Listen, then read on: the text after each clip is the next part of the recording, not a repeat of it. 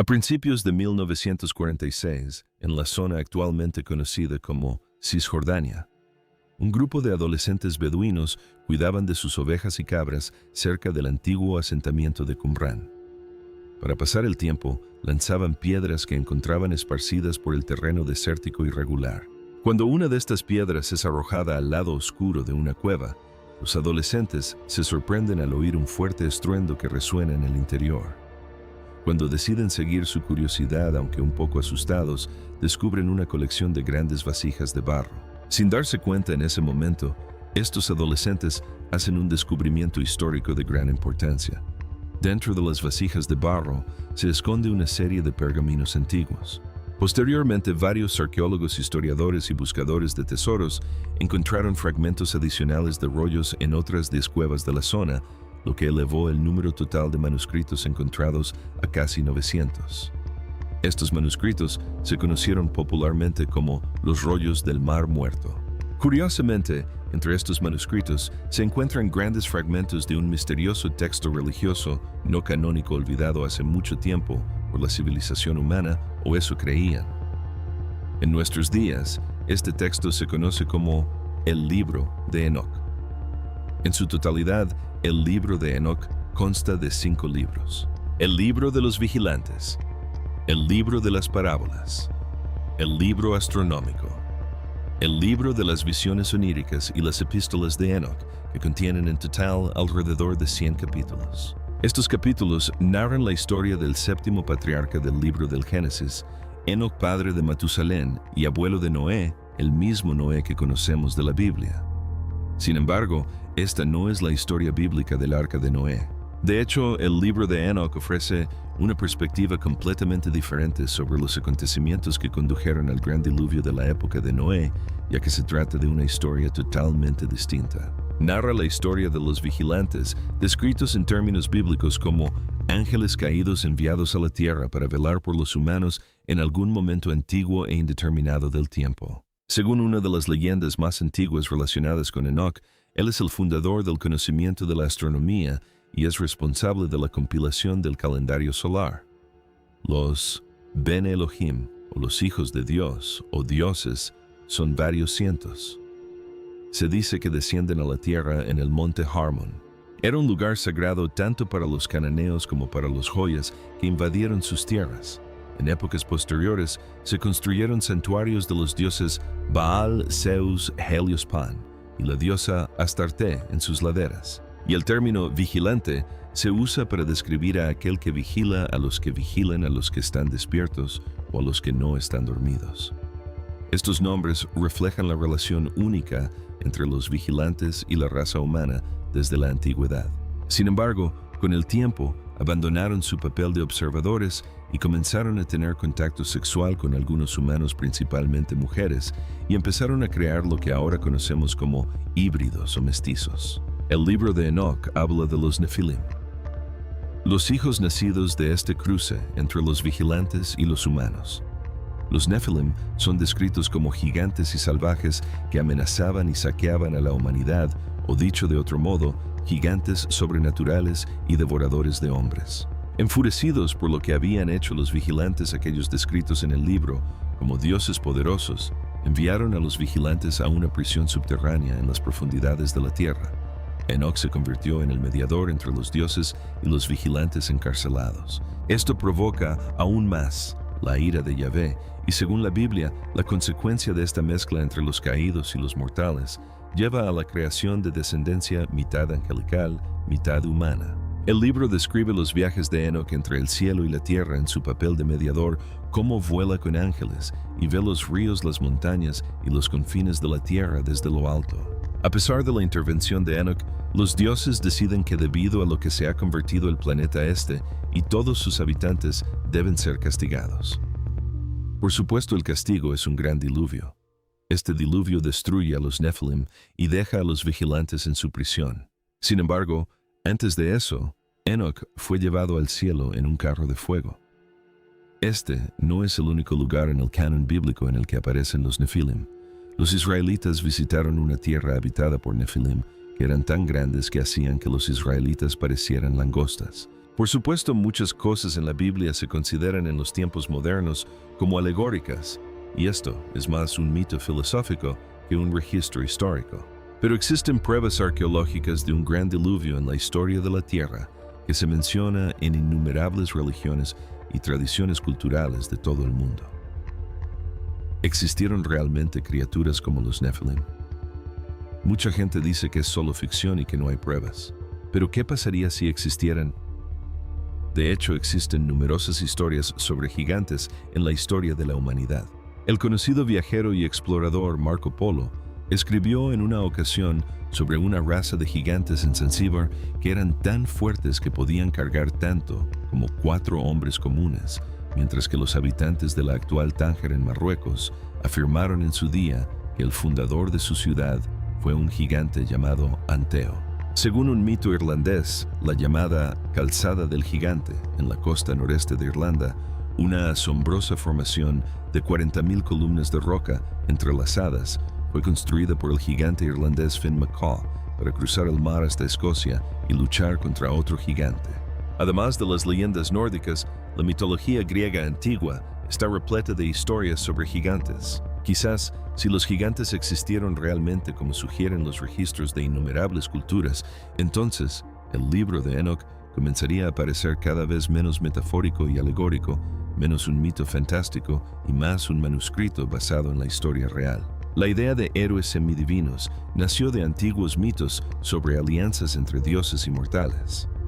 El poeta y escritor Pindón describió a los héroes del pasado como una raza entre dioses y hombres. Otras referencias aluden a experimentos que llevaron a la creación de monstruos mediante el cruce de animales de especies diferentes y no relacionadas. En el ocultismo filosófico moderno existen leyendas sobre la Atlántida, donde se afirma que sus científicos criaron híbridos mitad humanos, mitad animales, para convertirlos en la raza esclava. Se pueden encontrar registros de tales eventos en las mitologías de pueblos antiguos de todo el mundo, y especialmente entre los babilonios de Oriente Medio. Se dice que la historia de Noé y el diluvio en el Antiguo Testamento tiene su origen en los mitos babilónicos y sumerios. Se sabe que alrededor del año 10.000 a.C. parece haber ocurrido un evento catastrófico que transformó a la humanidad primitiva. Al final de la última edad de hielo, aparecieron los primeros indicios de agricultura en Oriente Medio, con un cambio de un estilo de vida nómada de cazadores-recolectores a uno de agricultura sedentaria.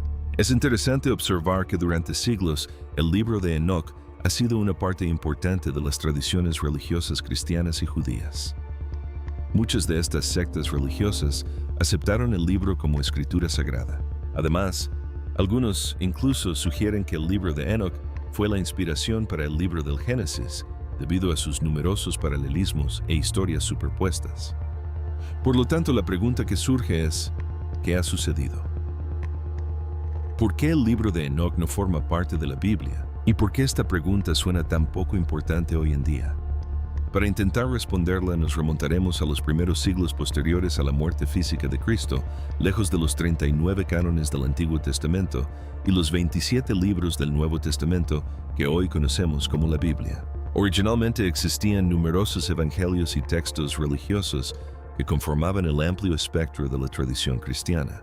A medida que los cristianos comenzaron a extenderse tras la muerte de Jesús, la creciente iglesia cristiana empezó gradualmente a elegir qué textos se leerían y seguirían qué textos se considerarían divinamente inspirados. La iglesia necesitaba unidad y para crearla se requería el establecimiento de un canon oficial. En el libro El Código da Vinci de Dan Brown, esta canonización se recuerda como algo bastante nefasto que esto ocurrió en el primer concilio de Nicea en el siglo IV. Según el libro, fue allí donde el emperador Constantino y otras altas autoridades eclesiásticas, guiados por sus propios secretos y deseos, dieron forma al canon cristiano oficial. Desafortunadamente, esto no es históricamente exacto. El concilio de Nicea no envió el canon cristiano oficial, pero no culpemos a Dan Brown. El famoso filósofo Voltaire también hizo una afirmación similar en el siglo XVIII. Aunque la historia no es del todo precisa, en cierto sentido es cierta. Porque los miembros de alto rango de la Iglesia están sin duda allí decidiendo qué se incluye en el canon bíblico oficial. Discuten entre ellos, tachan a sus oponentes de herejes y casi con toda seguridad buscan expandir su propio poder. Sin embargo, todo esto no ocurrió en un concilio concreto, sino que fue un largo proceso que se prolongó entre los siglos I y IV. Cuando el proceso se completó y la Biblia se compiló oficialmente al libro de Enoc, no se incluyó. Pero ¿cómo es posible que algo tan significativo y poderoso como el libro de Enoc haya sido omitido? ¿Acaso no lo conocían? En la búsqueda de respuestas se pueden examinar otros evangelios que también fueron censurados en la versión final. Por ejemplo, el Evangelio de Pedro, un fragmento del cual fue encontrado en Egipto en 1886, que cuenta la historia perdida durante mucho tiempo de Jesús resucitado saliendo de su tumba, e incluye 2 ángeles gigantes y una cruz flotante que dice: «Y oyeron una voz del cielo que decía: has predicado a los que duermen». Y desde la cruz se escuchó una respuesta: sí. O consideremos el Evangelio de María, ese texto infame, en el que María Magdalena no solo figura como una de las discípulas de Jesús, sino como su amada, tal vez incluso su esposa. En este Evangelio, Pedro pregunta por qué él y los demás discípulos deberían escuchar a María, una mujer a la que Mateo responde: si el Salvador la ha hecho digna. ¿Quiénes sois vosotros para rechazarla? Ciertamente el Salvador la conoce bien, por eso la amó más que a nosotros. Aunque censurado e incluso olvidado por muchos, el libro de Enoc nunca desapareció del todo. Hay algo más profundo detrás de él y de sus increíbles historias, algo que va más allá de lo familiar y lo ordinario, independientemente de si forma parte del canon cristiano o no. Los antiguos griegos creían que Enoc y el dios de la sabiduría Hermes eran la misma persona. Pero ¿quién no es enderezando Israel? En Leyendas de las Joyas de la Antigüedad, Enoc es un rey sobre los hombres que reinó exactamente 243 años. Rebosaba de sabiduría y el mundo entero lo consolaba. Según los antiguos egipcios, Enoc fue el constructor de la Gran Pirámide, escribe el geógrafo e historiador Taghi ad-Din Ahmad en su obra Hirat. Señala que Enoc era conocido entre los pueblos con 4 nombres diferentes: Saurit, Hermes, Idris y Enoc. Para los árabes, Idris significa sabio o antepasado, y para la teología judía y cristiana, Enoc es el 7º de los 10 antepasados, uno de los patriarcas. Antes del diluvio, Enoc fue el padre de Matusalén, quien sin embargo vivió hasta la edad bíblica de 969 años. En el Antiguo Testamento, en el libro del Génesis, Enoc es mencionado en hasta 5 frases. Allí también leemos: y Enoc anduvo tras Dios y desapareció porque Dios se lo llevó. Así de repente desaparece. En hebreo, el nombre Enoc significa iniciado, iluminado, conocedor, y este iniciado hace precisamente eso. Se asegura de que su conocimiento no desaparezca sin dejar rastro.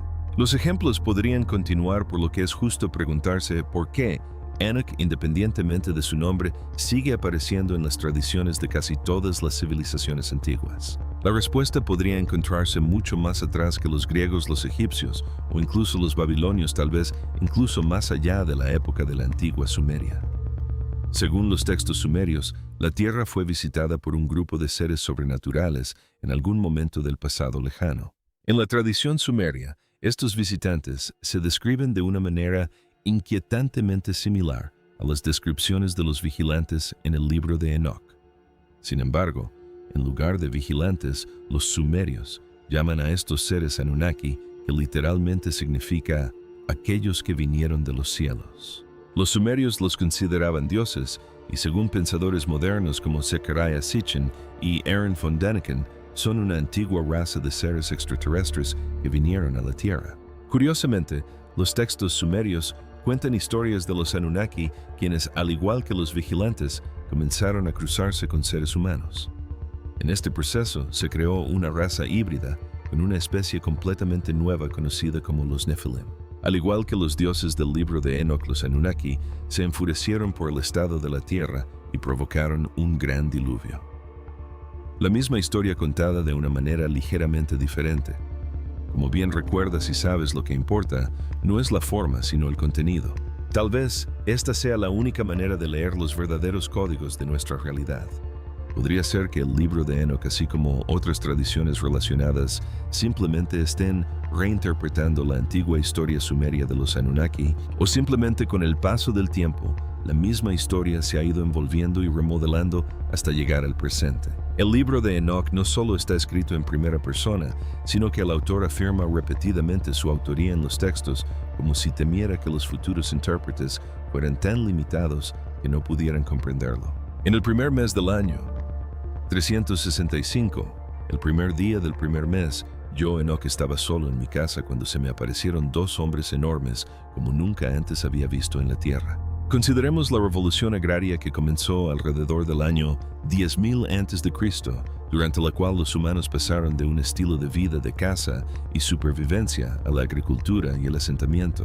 Según datos históricos, ya en el año 9500 a.C., en las tierras donde actualmente se encuentra el Kurdistán, se cultivaban apenas trigo, centeno, avena, guisantes y lentejas, y se domesticaban cabras y ovejas. Curiosamente, el pueblo kurdo afirma ser descendiente de los hijos de los genios, o hijos de los espíritus.